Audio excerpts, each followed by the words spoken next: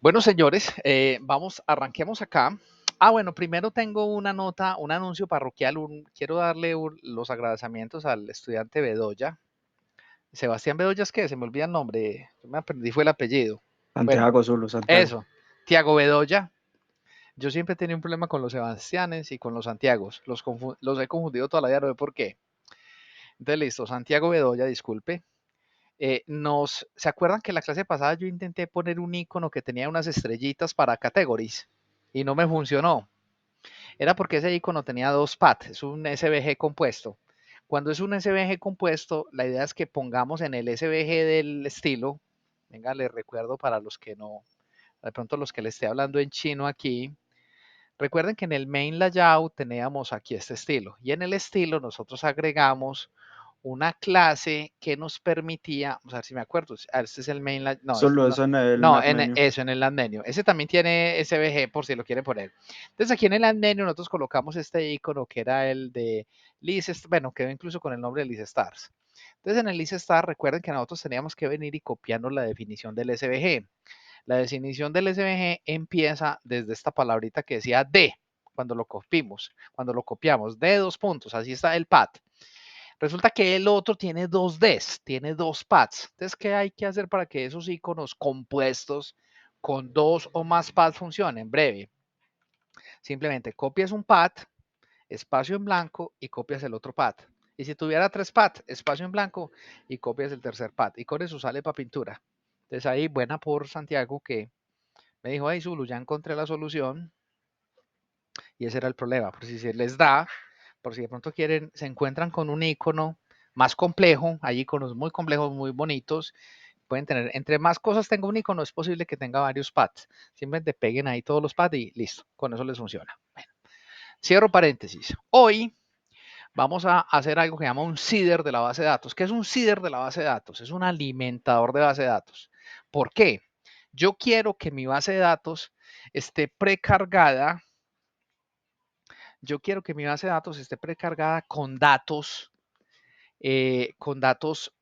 prepoblados. Es decir, no tiene sentido. Supongamos que ustedes tienen una base de datos que diga documento identidad, tipo documento identidad, perdón, tipo documento. En tipo documento, ¿qué va siempre? ¿Qué creen ustedes? Cédula. Cédula, registro civil, Sí. tarjeta de identidad, pasaporte, cédula de extranjería. Entonces yo podría hacer que así cree la base de datos nueva, nosotros podemos hacer que esos datos se me precarguen en la base de datos. Entonces, el CIDR es algo muy importante porque va a servir para que la base de datos, porque recuerden que esto lo vamos a publicar en Azure, y en Azure, ¿qué vamos a hacer? O en una nube pues cualquiera, vamos a crear el coco de la base de datos. Pero el coco de la base de datos no tiene registros. Yo quiero que el coco de la base de datos me cargue unos registros. Ahora, de momento el CIDR va a ser un lujo. Pero luego nos vamos a dar cuenta que el CIDR se vuelve obligatorio. ¿Cuándo se vuelve el CIDR obligatorio? Cuando tenemos usuarios y roles. Porque cuando yo tengo usuarios y roles, o sea, cuando yo le pongo candado a la aplicación, yo voy a necesitar al menos un usuario para loguearme. Y si yo tengo una base de datos nueva, ¿cómo me va a loguear si no tengo usuario? ¿Se dan cuenta el problema en el que nos estamos metiendo? Entonces, para prevenir ese problema, en la carpeta data vamos a adicionar una clase y la vamos a llamar, le pueden poner cualquier nombre. A mí me gusta llamar a esta clase, la voy a llamar SITDB. Vamos a crear un alimentador de base de datos, o sea que yo la voy a llamar SITDB. Entonces el alimentador de base de datos es una clase, vamos a crear aquí una clase, bueno, aquí la creé como interface, no sé por qué, vamos a decirle public class SITDB y esta clase le vamos a agregar un constructor. Recuerden que para agregarle un constructor a una clase simplemente utilizamos la palabra setor y en el setor vamos a tener acá ahora, como mi base de datos va a necesitar conectarse con la base de datos, entonces voy a agregar un data contest y la voy a llamar aquí, voy a agregar un data contest y lo voy a llamar contest y si yo quiero que esto me permanezca durante toda la clase, voy a crear que este contexto sea una propiedad, que sea un atributo privado. Simplemente aquí por estándares de nombres le pongo el underline al contest y aquí ya le puedo eliminar la palabra this. Ahora, esta clase vamos a crearle un método que es el que en sí va a alimentar la base de datos y ese método es asíncrono. Entonces voy a crear un método público. Este método va a ser un método asíncrono, va a ser un asíncrono que nos devuelve una tarea. Recuerden que asyntax es el void de los asíncronos y este método voy a llamarlo setAsyn. O sea, el método como tal que me alimenta la base de datos, setAsyn. Y acá, este lo vamos a llamar setAsync. Aquí me quedé con el nombrecito. Listo, ahí está. Ahora, este método es como tal el que nos va a alimentar la base de datos. Y este método, vamos a decirle lo siguiente. Aquí hay una instrucción que es súper importante. Yo le puedo decir a mi contexto tiene una propiedad que es la propiedad database. Y la propiedad database tiene un método maravilloso. Este método, recuérdenlo, se va a llamar ensure create database. Ese método ensure es como el ensure, así como la cosita esa que toman los viejitos para medicinas. Ensure. Ensure es asegúrese que haya base de datos. ¿Saben este método qué hace? Este método me va a correr un update database por código. Es decir, si actualmente, sin hacer esto, usted borra la base de datos y corre el proyecto, le saca error. Porque le dice, papi, yo no tengo base de datos. Pero después de poner esta línea, que es el ensure create database, ¿el qué hace? Esta línea corre todas las migraciones pendientes, siempre que pase por ahí. Entonces vamos a hacer que nuestro código, cuando corra, él se encargue de correr las migraciones pendientes y ya no nos vamos a preocupar por eso. Y después de que corra las migraciones pendientes, vamos a crear dos métodos. Voy a crear el primer método, va a ser un método que nos cree países. Entonces voy a crear un método que se llame check countries. El método check countries, ¿qué creen que haga?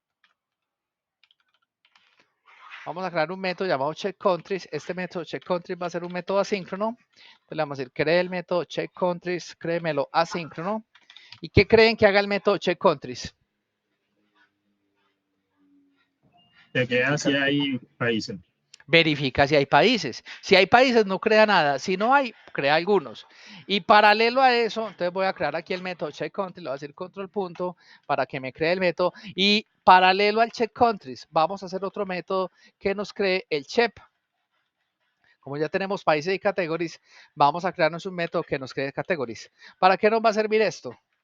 Este método nos va a servir para que si no hay categorías, me crea categorías en la base de datos. Y ahí tengo dos métodos, uno llamado check countries y otro llamado check categories, ambos métodos asíncronos. Vamos a empezar con el de check countries, que fue el que empezamos. Primero, yo no quiero que me esté generando países nuevos cada que pase por ahí. Recuerde, este método lo vamos a poner a que se ejecute cada que yo corro la aplicación. Entonces no me interesa, es más, yo no puedo crear el país dos veces. Entonces lo que voy a hacer es que vamos a preguntar si hay países. ¿Cómo verifico yo si ya tengo países en mi base de datos? Fácil. Recuerden que Contest es la representación de todas las bases, de toda la base de datos. Pero si yo le digo check countries, ¿qué significa check countries? Check countries es los países de mi base de datos. Pero si yo le digo .any, que es any, ahí estamos utilizando LinkQ y any es un método de LinkQ que nos va a decir si hay al menos un país, nos devuelve verdadero. Entonces yo voy a negar la condición, le digo, no, si no hay países. Si no hay países, ¿qué tenemos que hacer? Vamos a agregar un par de países, vamos a agregar aquí países en mi contexto. Entonces yo le digo, a mi contexto de países, vamos a adicionarle y yo puedo adicionar aquí lo que yo quiera. Entonces le voy a decir que voy a adicionar un new country. Le digo que me adicione un new country y el country le pongo lo que yo quiera. Name, obviamente vamos a colocar el país más bonito del mundo, Colombia. Y ustedes aquí en el CIDR pueden colocar los países que quieran. Yo voy a replicar esto y simplemente voy a colocar aquí algunos países. Perú, vamos a colocar Colombia, Perú, Argentina, Estados Unidos.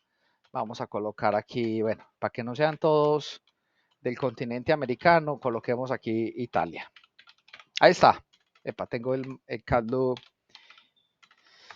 Entonces, tú puedes agregar los países que te vengan en gana. Y luego, pero hasta aquí no hemos grabado los cambios. ¿Cómo grabo los cambios? Hay que decirle await y le vamos a ir a mi contexto. Le vamos a ir a mi database, pero aquí no le vamos a decir contest database ensure, esto ya está creado, sino que simplemente vamos a utilizar el método que nos graba los cambios, que es el save changes así. Entonces, ¿qué hace este método? Él dice, pase por ahí. Si no hay países, créeme esos países, ya, y siga. Entonces ya hicimos nuestro método check countries. Y de forma similar como hicimos el check countries, pues vamos a hacer nuestro método de check categories. Y en check categories, pues vamos a crear algunas categorías. Entonces, aquí no le vamos a decir ya si countries, any, sino que vamos a decirle si categories, any. Si no hay categorías, entonces le vamos a decir que no me cree, le vamos a decir que no me cree no, aquí le digo, no me cree en country, sino que le decimos aquí en category. Entonces le vamos a decir, perdón, vamos a decirle aquí que al contest countries, aquí hay un problema. Vamos a editar esto, le decimos al contexto en categories,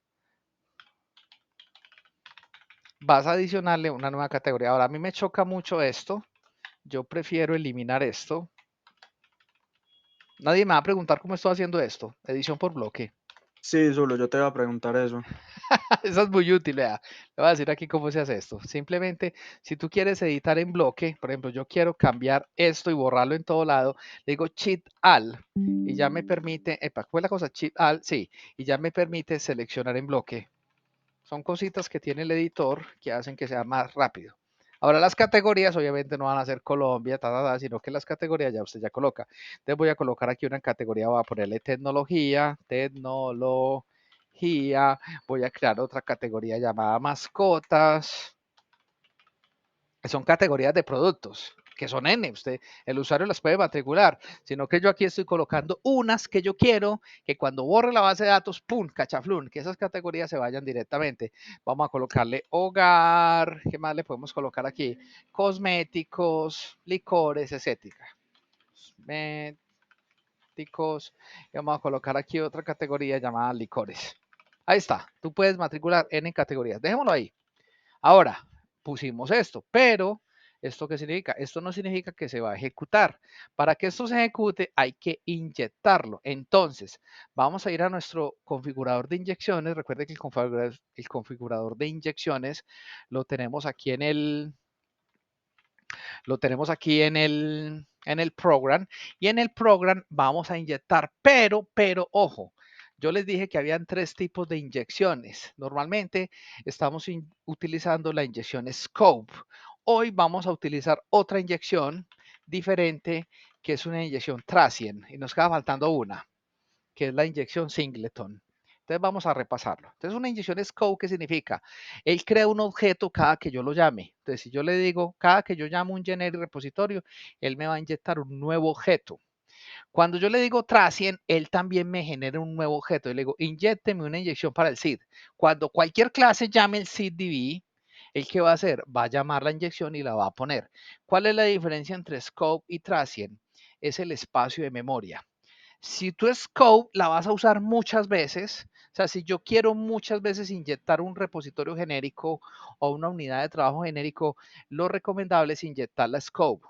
Si tú la vas a inyectar muy poquitas veces, inyecta la Tracient, porque la almacena en un espacio de memoria donde no es tan rápida. Esa es la única diferencia, es la forma como la almacena. Ahora, ¿cuántas veces vamos a ejecutar el CIDR de nuestra aplicación? ¿Qué creen ustedes? En la instalación. No en la instalación, cada vez que el servicio lo subamos. Obviamente, si yo lo monto, digamos, en un servicio web, la primera vez él lo ejecuta y él se va a quedar ahí toda la vida. La única forma que vuelva a ejecutar el CIDR es que yo baje el servicio y lo vuelva a subir. Entonces, por eso, ¿para qué le voy a gastar yo Tracient, Scope a esa inyección? Utilicen Tracient cuando sean cosas que casi nunca se usen. El seedDB es una de esas cosas. El seedDB es una cosa que casi nunca se use. Y nos queda faltando una que es la Singleton. Pero esa Singleton la vamos a ver más adelante cuando manejemos la seguridad del sistema. Yo les explico por qué inyectamos una cosa Singleton y ahí tenemos las 3. Y esta es pregunta de entrevista de trabajo.